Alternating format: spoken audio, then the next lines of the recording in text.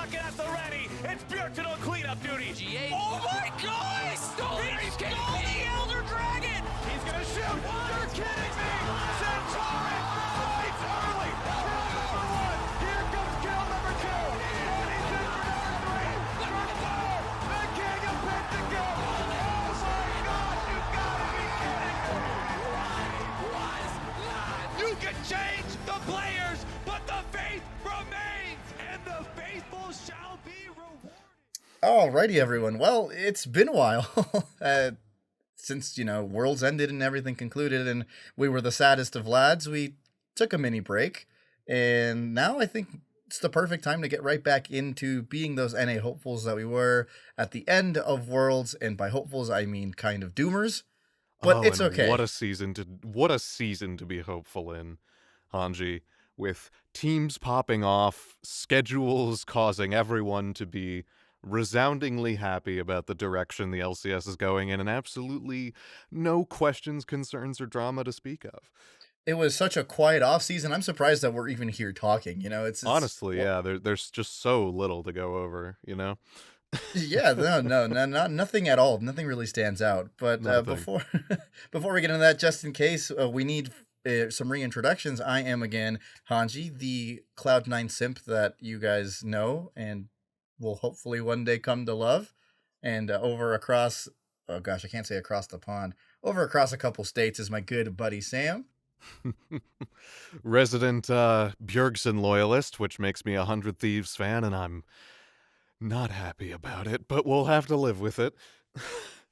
If there's anything that I can say is that I don't think that there's anyone else that I know personally that does just kind of jump in a very positive way following this person. Because if my favorite player, who is long since retired and is a great streamer, would have jumped to an org that I despised, and I won't go into that org that I despise, I don't think I could have continued to follow them. But, you stay loyal and you stay true. So good on you, my friend.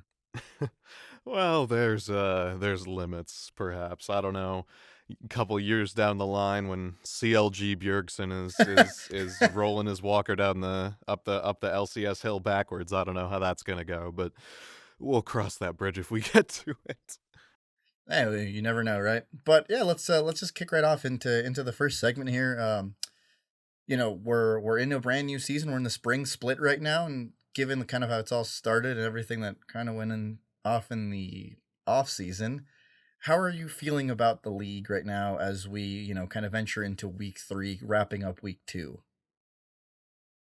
I think the best word to use is lukewarm.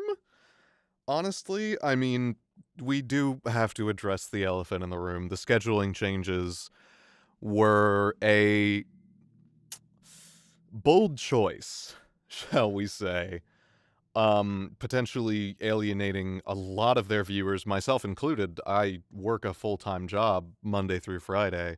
There are some weeks when I can tune in, certainly, where I run out of tasks to do early on, but there are others where I'm slammed the whole time, so I can't really be tuning in live as much anymore, and that is unfortunate for me. I do think,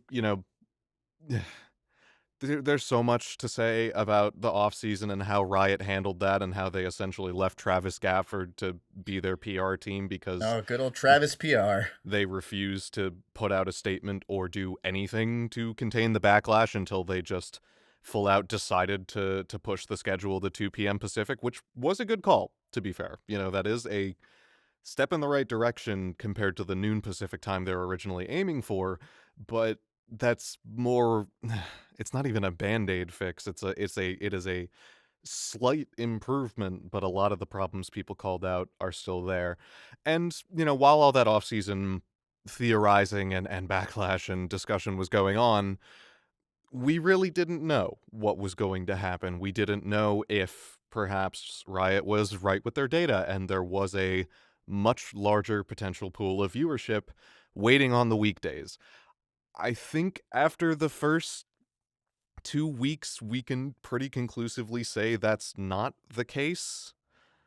Peak viewership is down, which, to be fair, it goes down every year, for the most part, for the LCS, so I don't know if... I I don't remember enough of my high school statistics to be able to say if that drop is significant enough to say, okay, this new schedule is the problem, but it is there.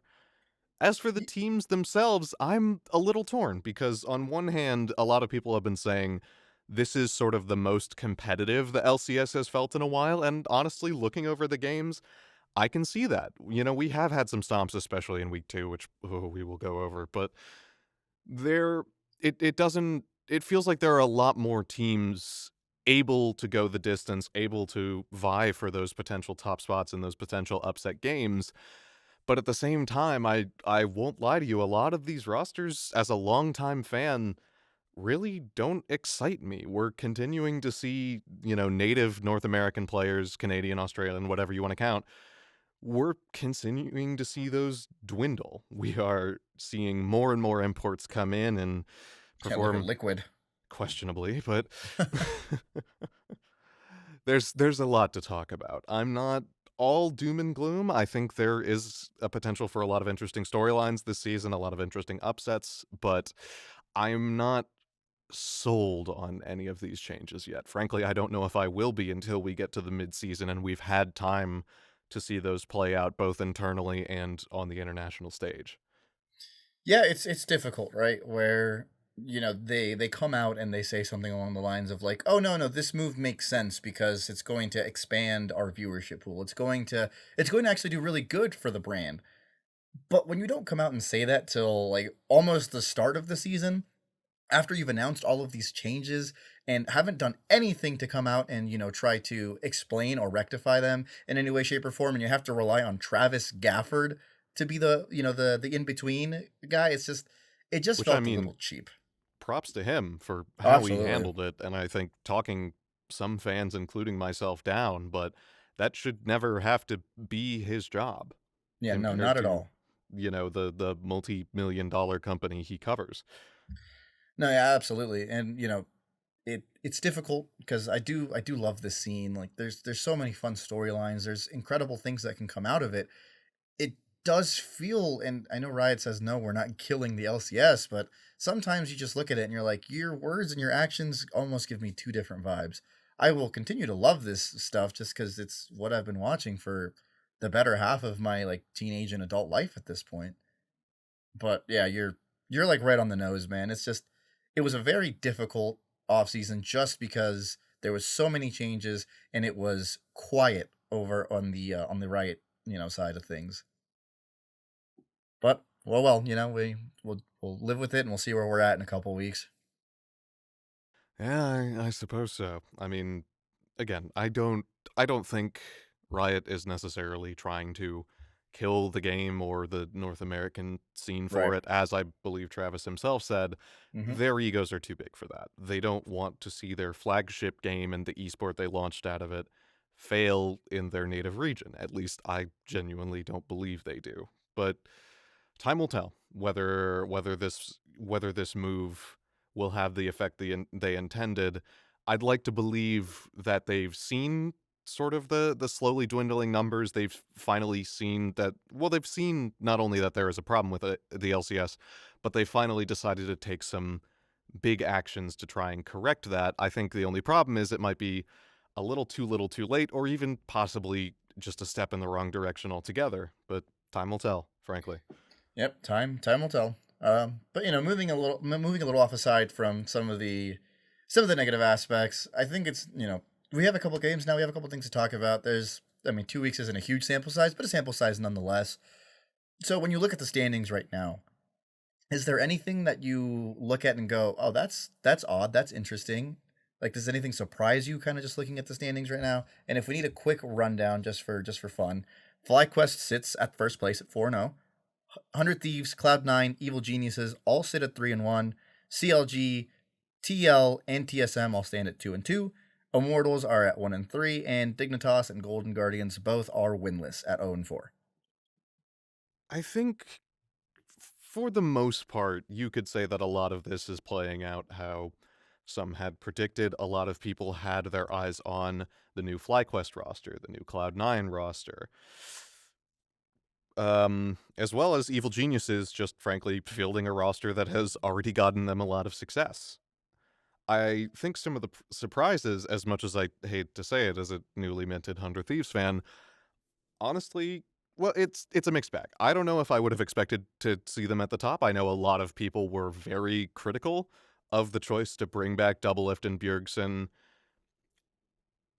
I don't want to say at an advanced age, because they're barely older than I am, but to bring back these classic players, these, staple players of the LCS who have accomplished so many things over the course of their careers, but at the same time, it's a problem we've been seeing time and time again, where NA feels like the recycling plant, the retirement home. We are seeing the same names cycle in and out and simply just either not produce results or fade into obscurity. We've even been critical of that in the past, absolutely. And it's a mixed bag. I honestly am a little surprised to see 100 Thieves sitting close to the top already. There's definitely something to be said about having those veteran players who have a bit more of a benchmark compared to a newer rookie coming into a team that still kind of has to find their place and understand where they fit in a team structure. So that honestly probably will give them a little bit of an edge early on. But still, it is good to see that as a team and as players, I certainly don't think Peter or Soren have been running it as of yet. No. In fact, I honestly think I think Doublelift, other than the game against Cloud9 where he said it himself, got a pretty useless ADC and didn't get ahead. Other than that game, I think he's looked great. Like his Zeri is elite. It's the best. I can't say it's the best in North America, but I mean, given the sample size, you kind of have to say it's the best. I mean, it's him and Prince at this point, if Yeah. I remember correctly. So, And I and mean, it's looked one dominant. game to Doublelift's name versus, or excuse me, 3 to Doublelift's name versus 1 to Prince. Yeah, and he's looked dominant on it. So I mean, I think he is in really good form. Yeah, I mean, I'm pretty shocked by it too. Not Yeah. because I thought they were going to be like, lower tier. I honestly just thought they were going to take a couple weeks to gel and to really get the team dynamics right. But again, save the one game that they played against Cloud9 where I just think their draft was a little off. They've looked great. Like, top side's doing just fine. Bot lane is doing fine. Bjergsen is Bjergsen. He will always be your consistent rock, if not, get ahead for you. So I'm excited to see how this roster keeps shaping up as the year goes through. Definitely. And honestly, outside of that, I'd say the biggest surprise for me is seeing this TSM roster where they are. To be fair, I didn't know an awful lot about these players going into the season. I didn't know a lot of their history. And I wasn't very hot on this ESM roster. It A definitely lot of felt people weren't, my friend. A it lot of felt people like a weren't. TSM roster that was kind of the budget cut roster. It felt like the roster of a team that was scaling back in light of, frankly, a lot of absolutely massive hits to its finances, which we don't have time to go into, but hoo boy. Yeah, And it's again, a hit to losing like their all of star sports too. Yeah, losing their star player in Spica, who is now absolutely crushing it on FlyQuest. God, I Yeah, am he's so free. glad he's free, finally, after all these years. And, I've said it to you already that I do feel out of the teams that, showed promise in week 1, I do think they had kind of the weakest schedule. Yeah. It might be too early to call that, potentially, but, I mean, if I remember correctly, they went up against, what, Liquid and Immortals? Yeah, they went up against, I think, Immortals, and then and that's going to be my biggest surprise, in my opinion. I genuinely thought the Liquid team was going to look a little better. Yeah, But that has been a bit shocking. They've brought it back a little more, and I think there is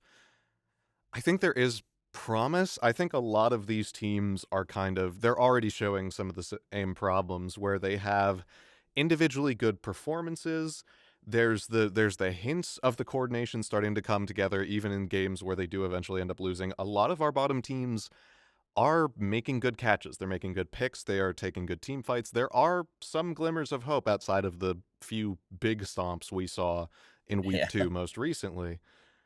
The problem is it's just not quite coming together as a whole. They're either a little too desynced, or there are a few too many individual mistakes from some players or other.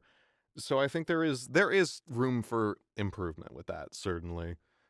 Yeah. I guess the one team that I was really hyped for was that TL team, just because what does NA Korea look like? The answer right now, it's All right. in the middle. Yeah, you Yeah. lost your first two, but you've won your last two, so it's encouraging. But we'll see. Maybe they're the team that needed time to gel, and 100 Thieves is just ready to go from the get go. Hard to But say, really. yeah, I only think time will tell. there's potential for a lot of shifts like that. Unfortunately, addressing the elephant, as much as I hate to say it, I do think there is almost an expectation that early on, the two teams that elected to pretty much entirely keep their rosters the same, Evil Geniuses and CLG, I think there is sort of an expectation that they would they would have a little bit of an edge going into these early weeks, just purely based off of the fact that these players have history. They've been playing together for a long time. They don't have to reevaluate their space in a new team environment or with new players. They're pretty much ready to get back to business as usual. And to their credit, Evil Geniuses has absolutely been showing that. I think they're looking perhaps not as dominant as they have in recent years, but that's only by a slim margin, and that could easily improve as well. Whereas CLG, that's a tough one. That really Yeah. is. That roster in itself was already like top 4 at best, literally sitting at the 4th spot. Right.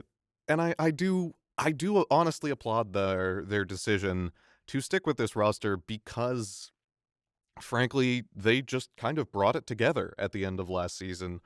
They made a lot of improvements. They were showing a lot of promise, and they came very close to making a run all the way to Worlds. Didn't quite end up happening, but still. Yeah, I mean, I do I do I sort can't of fault applaud them. that org. Yeah, I do Yeah. sort of applaud that org for just seeing that promise and deciding to see if they can push it forward, but it's going to be tough to see if that produces results with them already going 2-2, FlyQuest, Cloud9, EG looking like these titans that they have, well, not FlyQuest, but looking like these titans that some of them have been and a lot of people predicted them to be in this split. I almost feel like they have so much more room to improve, whereas if this is CLG's ceiling, not to say it is, that could get very dicey for them very quickly. You bring up an interesting point, kind of like more or less saying there's room to grow, and then this kind of leads into the next segment I want to talk about.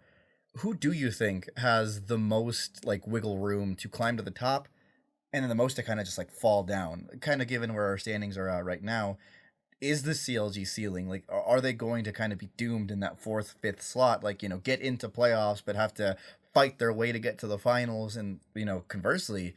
Do you think that FlyQuest will remain this hot? Do you think they're going to stay at first, or will they, make their way down? Kind of what are you seeing right now, in terms of the standings and the wiggle room that teams have? It's going to be tough to say, especially early on. We've sort of touched on different teams. I think already FlyQuest looking this hot out of the gate shows a lot of promise for sort of a disparate group of players that, while very individually talented, not a lot of them have played together before, to my knowledge.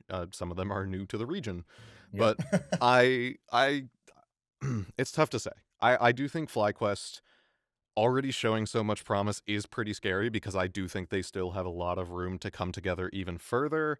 I mean, they're with a rookie, well, not a rookie. They're with a sub support, right? Their original support's supposed to be Ayla, I think, is how it all looks. So to be playing this well with a substitute is kind of crazy. Right. I forget the exact shakedown of the roster on that one. I'd need to look it up. Yeah, But absolutely, I got you. do Yeah. think there's room to grow. Whether this is CLG's peak, again, that's hard to say. So many things could change. This could be a bad meta for them. They could really find their stride with certain picks, certain strategies. There's a lot of room for things to change for them, but I do think it does need to be acknowledged that they have a bit of an uphill battle. And to their credit, one of the 2 wins they have was against Evil Geniuses. They've already shown they can kind of scrap with that upper tier team. So it's tough to say. I do think TSM already showing a decent level of promise. I do think they have some room to improve, certainly, although I would, as you said, probably rate Liquid a little. I would expect Liquid to have a little more potential in that department, just purely based off of the names they brought in. Yep, you brought in a And world champion yeah, to and jumble for you. sort of just the promise on that. It's tough to say, really. I I mean, Uh, it's you know, difficult, but I kind of the way that I see it, at least. I think FlyQuest will sit at the top. Just they've looked too good to come, to come down, if that makes sense. right. And kind of from then on, I think Liquid probably has the best opportunity to get themselves into like. I'm pretty high on Liquid. I think there's a good chance that they can make their way into the top three, top four, and then the rest of it kind of sorts itself out. But in terms of like, yeah, wiggle room, I feel like the only teams that I'm like kind of worried about them dropping further in the standings is probably TSM. I Yeah. just don't know if that first week is enough to make me go, oh yeah, this team is for real, or like, oh no, it's like you kind of said, it was a pretty easy start, and now once you start facing real competition, what does that do for you? What does that look like? So we'll see, but it's always fun to make those early speculations like, ooh, who's dropping, who's coming, who's going to come to the top, who's going to drop all the way to the bottom, what does the playoffs look like, crazy things like that. But speaking about crazy things, we are in quite the meta right now. Oh boy. Are Some we? would say it's a little too crazy. Uh, what are you seeing right now that is kind of fun and unique about this meta, but also conversely, like what are you seeing that's like a little insane? Maybe one would say out of pocket. Right. It's an interesting one, especially because as a result of the attacks on Riot the Hack, a full-on patch has been delayed longer than planned. We're sort of sitting on kind of a midpoint hot fix 13.1b patch right now where they've addressed a good amount of the big things, but still there's a lot of things shaking up. I think obviously there are some picks that are standing out. I'd say especially on certain players. I honestly don't think Fudge should be able to get his hands on Cassante anymore. I don't think you allow Doublelift to get Zeri anymore if you have the option, but it's tough to say. Cassante's definitely a huge one, and I think already so much of the top lane meta is beginning to revolve around, can we get Cassante, or if not, do we have a counter pick prepared for him? And I think we've seen some good options for that. So top lane's in an interesting flux, but honestly, I've been enjoying seeing it so far. A lot of the champs that are being picked are a bit more aggro, a bit more flashy outside of the occasional Ornn. And then we do have to address the elephant in the room, marksman supports. Thanks for tanking my freaking elo, Carria. I will remember this. I do love Carria though, so it's fine. Yeah, I mean, I believe it was one Cloud9 Sven himself who said either on the cast or when he interviewed Busio after that 100 Thieves game that so much of the bot lane meta has sort of just become whatever, as long as it wins lane, it's fine, which is a interesting mentality to go into. Part of what I think that means is that having a support that lends to, say, your team fight comp or your pick comp or whatnot is not necessarily as important as just coming out with that advantage with the stronger numbers and trying to use that to steamroll. So that can be a little indicative of the meta and how it's going. I think we're already starting to see a lot of the cracks in that strategy. Obviously, you can probably tell by my tone of voice, I'm not the huge fan of this, even as a serial Senna support player. I think Senna is designed to, by her nature, bring a lot more to that role than something like a Caitlyn or a Jhin or a Callista, and they that's not to say they don't have their merits. Callista and Ashe have a combination of some CC, a little bit of peel, they have a unique vision mechanic. There is some merits to those two picks as a support. But when you start to see things like the Jhin, like the Caitlyn, I'm just Not hesitant. sold? Yeah. I'm not sold because those champions are so dependent on having a large amount of gold to be impactful in the game, especially because their builds are not cheap right now, even after the changes to Infinity Edge and the like, which I don't actually remember if that affected the cost or not. I might be wrong about that. However, Yeah, it's just damage. The cost is the right. same. The big thing is just I don't know. I think we're already starting to see the cracks of that strategy. Part of it already developed just as a response to the Heimerdinger meta, who has already been hotfixed, and frankly, I think should, for the most part, be out of the meta unless teams see a particularly good matchup for him. So I feel like already building your bot lane around beating the Heimerdinger with things like marksman supports, with things like Azir support from Lucio out of nowhere. I think that already shouldn't really be something you're worried about. And I think we're already seeing, people are picking the Callista, people are picking the Caitlyn into it. And what are other supports, and some would argue the support in North America, Courgette, doing about that? He's saying, oh, okay, you want to play 2 semi-immobile marksmen? Here's a Blitzcrank. Have fun. Like, I think for so long, the weird thing about metas like these is that they kind of only, so many of them exist in a state where they can only continue to feed off of each other. Once, if you're having 4 marksmen in the bot lane hamming it up, then, sure, by all means, that's the meta. But if there is something like the Blitzcrank, like I believe the Pike got pulled out by, I want to say Immortal support, and while that didn't go too well, I think that can be a viable option. There are options to try and punish these double marksman bot lanes that have become so prevalent. So I think it'll remain to be seen whether those continue to have the level of viability they've had so far. Yeah, it's been interesting as someone who likes to fancy their time in the bot side to get people who are kind of picking all these picks without really realizing what they're picked for. It's very interesting. I agree that winning lane is very important, but we're kind of seeing it now where, well, when you don't win lane, where you don't amass this huge lead, what is a Caitlyn support going to do for you in the mid to late game? You just kind of hope and pray that you've gotten something on her to maybe help your team out, but by that point, you're probably not seeing, you're not seeing a victory screen at the end of the game. No, especially not if there is suddenly the biggest Cassante or Ornn or some other, or Sejuani from the jungle. Like, there are a lot of pretty beefy tanks that are circling around in the meta. Zac, although I don't think we've seen him come out too much, and I believe both Demonic Embrace has already been nerfed, and I think Radiant Virtue nerfs are coming, if not already here, from what I remember. I think they're coming. Because he probably won't be around too long, but still, we have been seeing some of these crazy tank picks like the Cassante, like the Sejuani. The Maokai shifted a bit more AP, but that's kind of rolled back since the Demonic Embrace nerfs. Still, I think it's tough to say. Because, people are saying, Sven is saying that as long as you win lane, it's fine.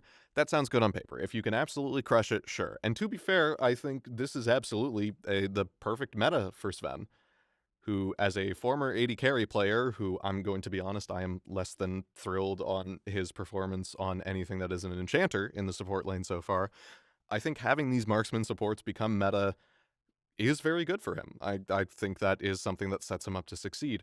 But when there are so many picks flying around, the Amumu, the Zac, the Cassante, so many things that would just love to find a Callista support, a Caitlyn support, an Ashe support alone and just jump on them and absolutely blow them up, I guess color me not entirely sold yet. Yeah, and then kind of to piggyback off some of the things you were saying, I honestly love the top meta right now, just because it's, it's just nonstop. I didn't even duels. talk about the Jax. What does a Caitlyn support do into a Jax? My God. You Gale Force, you net, and you pray. Yep. And once you use all that mobility, he will leap strike again, and then you die. Yep. It's just, I don't know. It's fun to watch topside. It's fun to watch the Cassante go all out. That thing's going to get nerfed pretty soon. You better. Yeah. But yeah, seeing all the counters come out, seeing the Fiora, seeing the Jax, it's been fun. Mid has been, Silas and company, which is just, it's fun to watch. Mid is sort of a light one to talk about because I feel like we've seen players default back to 2 different modes for the most part. Yep. Hyperscale. Where it's either Silas Akali or we're seeing Azir versus insert X hyperscaler here. Yep. Which, to be fair, at the very least, that has changed up a little bit with the changes to Seraph's Embrace, with with Rod of Ages being back and actually being viable, unlike in preseason. That item felt very weak. We are seeing things like the Rise, the Cassio, starting to make a comeback. We are seeing some of those more like hyper-scaling, very mana-dependent mages see some time in the spotlight. I do certainly think that is a good thing, and it'll be interesting to see develop, but I don't think mid has really been pulling out anything crazy or Anything exciting new. yet. Yeah. At the very least, Corky isn't there, so I can Oh, rest God easy. bless. I can rest easy knowing that. Yeah, and again, bot side it's been bot side. We'll see what changes are made to kind of get that second marksman out of there. It's a tricky one, I think, to kind of move around, but in Riot, I trust. Haha. Yeah, totally, 100%. Yep. Yep. Okay, well, as we're getting closer to wrapping up the show, we're kind of shooting for a shorter runtime since, I mean, this isn't Worlds we're talking about. It's LCS. It comes and it goes, and we enjoy it. But, a shorter runtime kind of does mean we kind of talk about certain points, and, we can get through them kind of quickly. But I do want to end every show with what I will call the way too early Hopium hot take of the week. And this one is a very, very engineered one for you, my good friend Sam, as a Bjergsen simp. Right, resident. What card what carrying. do you think? What do you think the realistic ceiling is for this 100 Thieves roster after only seeing 4 games of of a sample size? I mean, okay, I'll have to take a look back over their schedule. So they played Cloud9 week 1, and then they played then Immortals, and then they played Dig. Dignitas. Right, Yeah. so they played Cloud9, and then they played 3 quote-unquote relatively easy matchups. I think right now Golden Guardians is they're pretty free. Not as free as Dignitas. I think Dignitas is just like shaky, but yeah, they're free. And 200 Thieves credit, they made TSM look even freer. Yeah. That one was a blowout. It's tough to say, right? Because I unfortunately am a big enough fan where I'm in the camp of I do still think there's a lot of potential in Doublelift, in Bjergsen. I think people aren't wrong to be wary, especially with how much we've been burned by the super team method and all these veteran players sticking around. But I think it's kind of impossible to ignore how big and impactful these 2 particular players have been in their respective roles for so long. And also, I'm a pretty big fan of both, so I can't really turn that off, per se.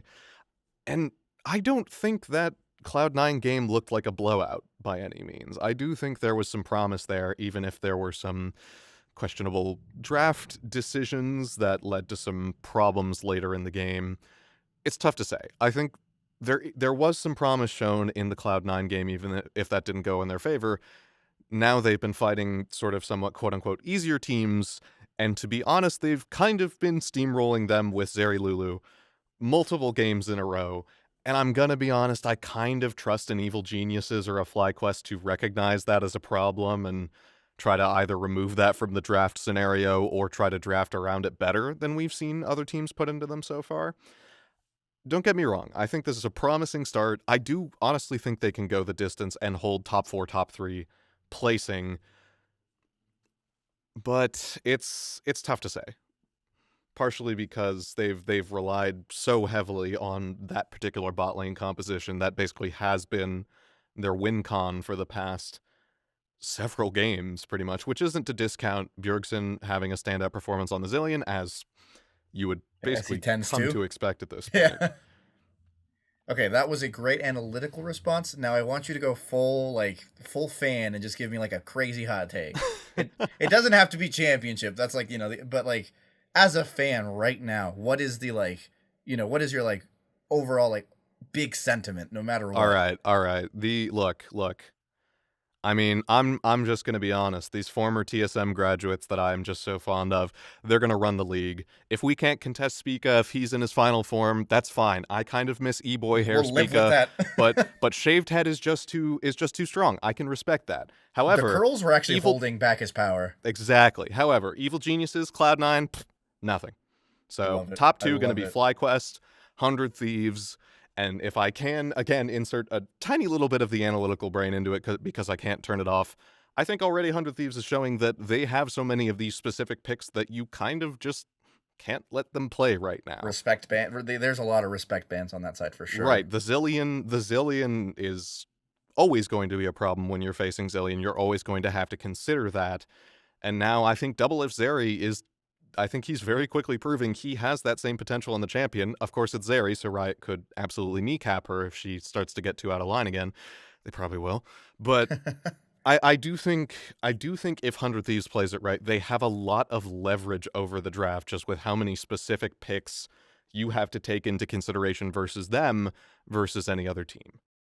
Nah, excellent. That's everything that I was hoping for. I was like, he's going to give me an analytical response 100%, but I'm going to have to poke and prod for that fan response because it's just fun, right?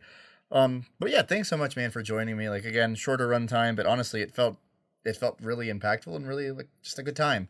Next week will be a fun one. Cloud9 squares off against TSM, so if there's one team I refuse to lose to, it's always TSM. I don't care what their form is at that time. I don't want to lose there. Yeah, and I believe the current form is what you would call on fire dumpster.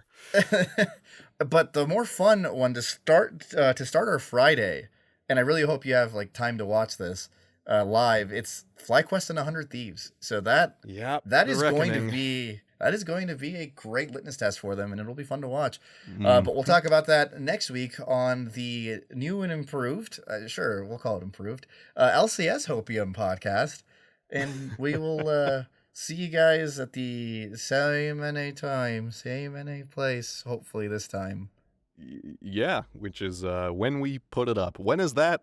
Don't question. Anywhere between Monday through Friday. Give yourself the biggest window possible. Again, thanks so much, Sam. Great time, great hanging with you, and yeah, we'll keep trying to make the climb happen. Oh, we don't have to go into that. All right, take care, buddy. Fighting for our lives out there.